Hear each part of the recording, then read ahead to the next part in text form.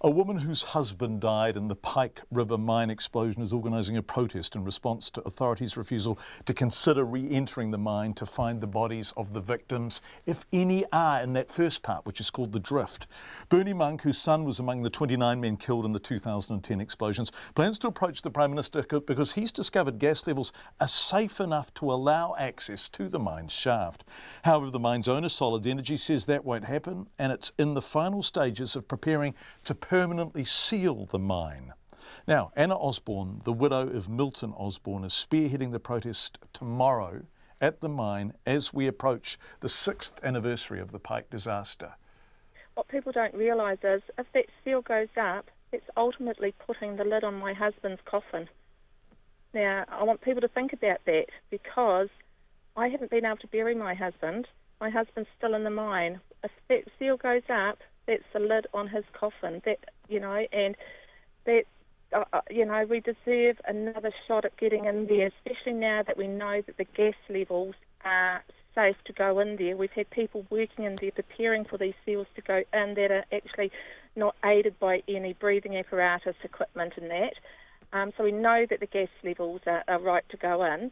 There's 400 metres that is not explored in the drift that could possibly have some of our loved ones' remains in there. We have images of bodies actually in the main body of the mine that we know are intact. So we're not just going after a pile of ash or some people say forget about it, there's nothing left. That's not true. We have the evidence to prove that we've still got fully intact bodies in that mine. Also, what it's doing is it's letting the police off the hook, John, because, it's an unexplored and an unexamined crime scene at the moment. The police have not gone in and got any evidence. And so, we've had best guesses as to what's happened at Pike River and what may have triggered the explosion, but we haven't had an accurate and actually categorically, telling us exactly what happened in the mine that day. So, the police haven't been up, the Mines Rescue haven't been allowed to do their job. The police stopped Mines Rescue going in to the drift, and there's a lot of evidence that still remains there to be gathered. And so, sealing this drift to me is the worst thing that can happen until at least the families have had some sort of accountability and a bit of truth.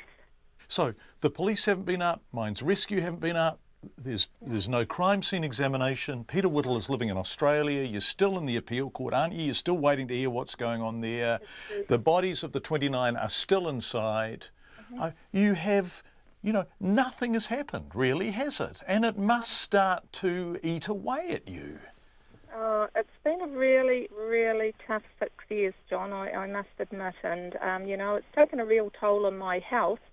But because I love my husband so much and he deserves so much more and the families deserve so much more, it's just something I can't walk away from. And this is really, really important to me, and I know a lot of other families, Pike families too.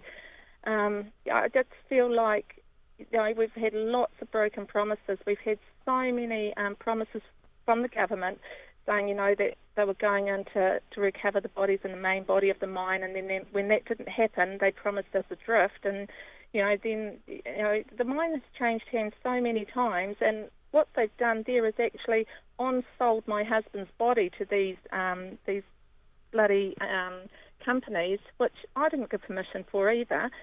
And it just, everything really sucks. There's not one good thing apart from the friendship I have bore out of this whole tragedy.